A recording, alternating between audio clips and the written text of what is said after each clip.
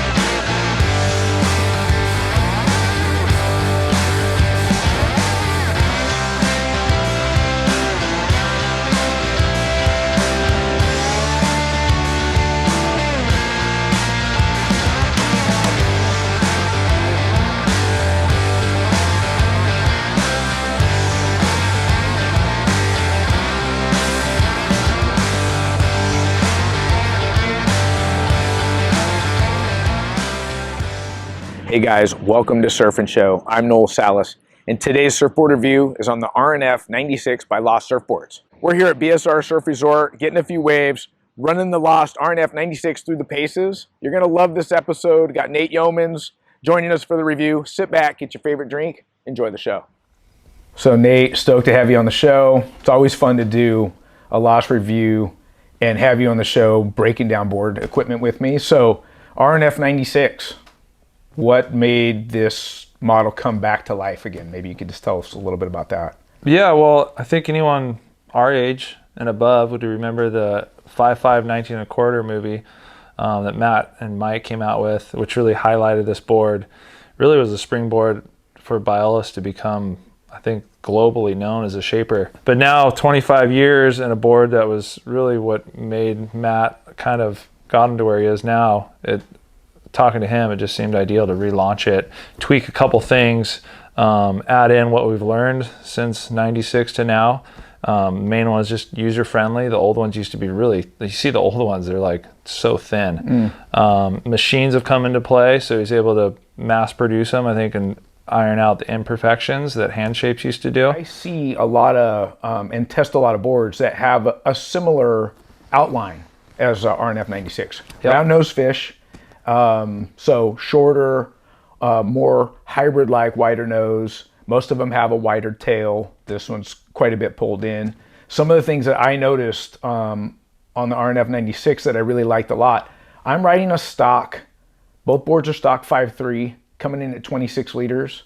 I'm 5'9" and 165 pounds. And pushing these boards in overhead surf, I couldn't believe the versatility, the hold, and the traction on these boards. And for me, usually I'm riding these round nose fish type boards super short because they like to catch up in this area, right? But there's something about the way Matt shaped this. I know it has a little bit more entry rocker than most round nose fish type boards. Yeah. So I felt like I could put it on rail and hold that turn, car front side or back side, and then it wasn't catching up here as often or as likely as most round nose fish boards would catch.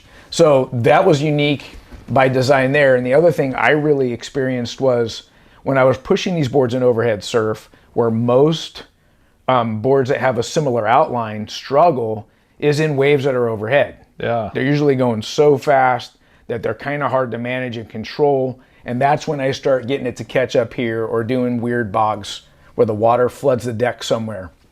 So for me, with a straighter outline from here to like right here, or let's say right here so the guys can see it on camera, the board's fast, it's carrying that speed and glide, but because it's so straight from here to here, I kind of felt like at times when the waves were bigger, I wasn't riding a 5.3. It felt more like I had enough rail line to put the board on rail, and it was like feeling like a 5.5. Yeah. Were you feeling anything like that? And tell us about the size of your board. Yeah, so mine's a stock 5.6. I'm just about 6 feet tall and 185 pounds. It's a little over 29 liters, which is basically what I ride in the shortboard. It's 5.6. I usually ride a 6.0, so 6 inches shorter. And I think one of the main components that makes this board so versatile is it's really got the width of the tail is about the width of a shortboard. A lot of the, especially 25 years ago, a lot of the fish boards had a really wide fish tail. Sure. So it's fast down the line, but in bigger surf, it would kind of just wash out and it wouldn't have that hold and bite. And I was able to ride a variety of fins, these HP fins, your guys' fins I really liked. And then in bigger surf, I actually put in a thruster, Mayhem's Future fin, the largest, and it was insane. I mean, I felt like I could turn and push as hard as I wanted, like on a shortboard. Now, Nate, you kind of scratch the surface on fins. And for me, I started on the light speed with the HP twins, no stabilizer, and I couldn't get off the thing. Rad. So fun. And I was pushing it in overhead surf. Yeah. And what I saw is the fins are kind of clustered. So the side fins are back a little bit compared to most boards that would fit the RNF category. Yep. Right? So when I saw that they were pushed further back, I said, I bet this board will go good purely as a twin. Put the HP twins in, got out there, and I was having so much fun.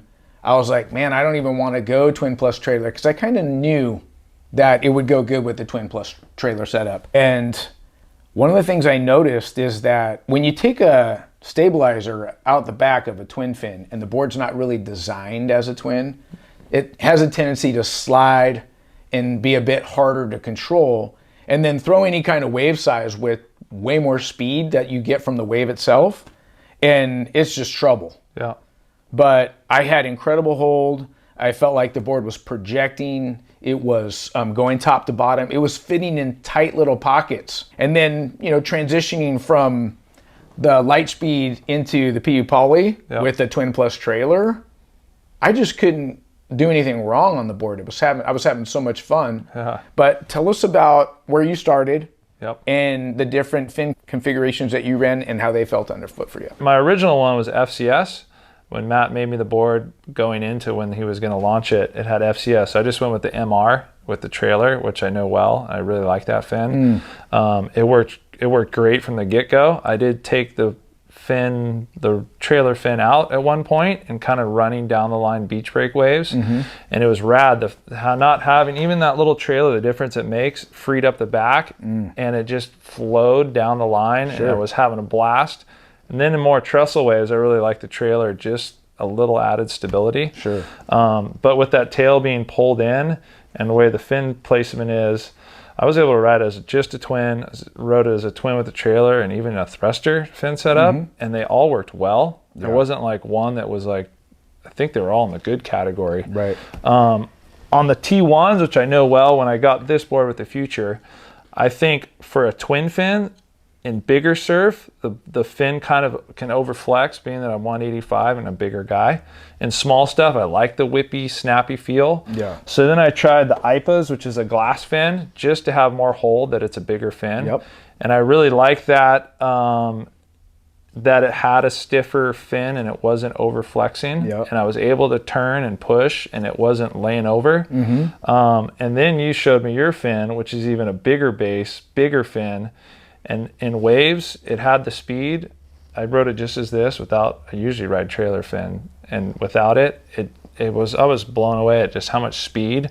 And I could go up and crank my turn and it never like slid out. It had hold, but it had the cool, lively feel of a twin fin. And so it's been fun going so many different fins from FCS to Future. I dove more into future with trying different fins because I have them. Yep. And it was rad just being able to mess around in different waves, different spots. Like I said, I liked them all. I think overall, I really like these, just the twin fin. Bigger surf, I really liked the thruster actually. Yeah. And then in small stuff, I would say these ones because they have a cool whippy feel. Yeah. Just in smaller waves though. So that was kind of my take on all the different fins. Now, when I went to the PU Poly, I switched to a Twin Plus trailer. This is a prototype twin. It's a pivot twin, pretty upright. I was running this little stabilizer.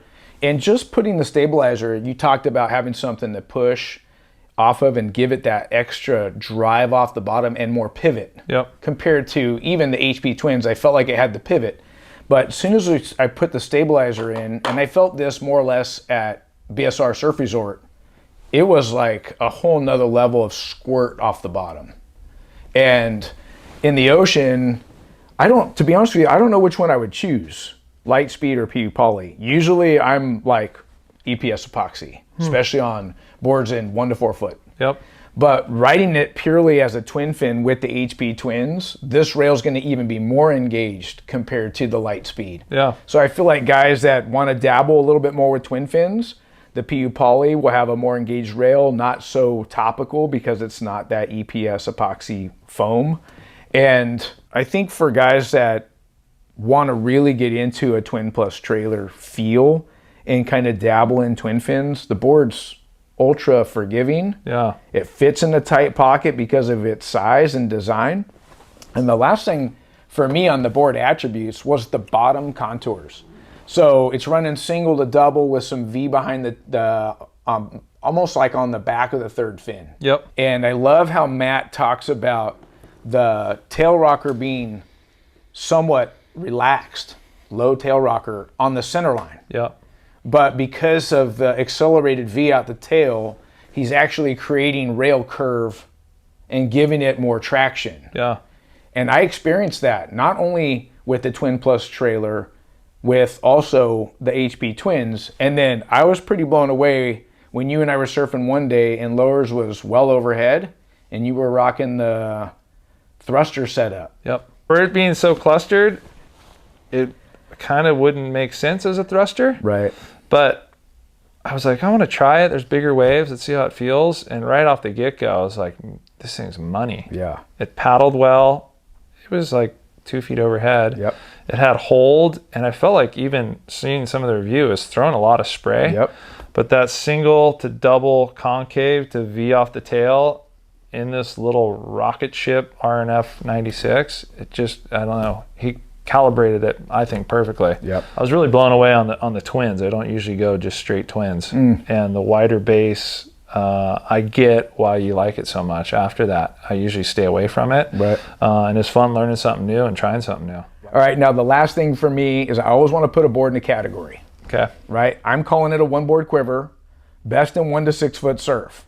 When I talk about 1 foot surf, I don't believe I've groveled on it by any means. However, putting it in 1 foot, 2 foot punchy beach break, riding it at BSR, even though that's more of like a shoulder high wave, it's quick, it's hollow, it fits in that pocket real quick, and I loved how the board responded there. And then pushing it in overhead surf at a point break with more open face, where there's a lot that could go wrong from turn to turn, it kind of blew my mind. Yeah. So one board quiver for me. Yeah, I think that's spot on. I know I've ridden it in 1 foot waves. I really liked it as a twin, and it had a ton of speed. I've ridden it well over head waves, punchy beach breaks, kind of barreling stuff. And I think it's a one board quiver, like you said, that you could really go to Hawaii, throw it in your board bag. If you're on the East Coast, here on the West Coast, that's a variety of waves. There's 3 different coasts. And this board, I was blown away at how well it handles most of the time a fish and small stuff. You kind of just pair it with that. Yeah. But I was really blown away in the bigger waves, how much hold it had. And you could really throw that in, take it on a trip as your primary board, a backup board, but I would highly suggest it. And I don't think I had a bad surf on it in so many different surf conditions. And I've been riding this board for almost a year now. Wow. So sizing it, that's always important for our community. Mine being a stock 26 liters, I like 25 to 27. That's kind of my volume range. And at 26, I kind of feel like that's right in the middle. And going up a little bit extra in foam, maybe a half a liter for me, all it had to do was change the construction. Yeah. From PU poly to that light speed, I feel like it kind of floats like 26 and a half liters. Yeah. Do you agree? What do you recommend? I never rode the light speed, but I do. The epoxy is going to be more buoyant. Mine's 29 and a quarter, and I usually ride between 28 and 30 liters. So it's kind of in the middle, a little bit above. Yep. And I would suggest, if you're looking at the board, go to the store, put it under your arms. Like epoxy is going to feel a little more buoyant than your poly. But either version, I think you're good to go, and you'll have a blast on this board.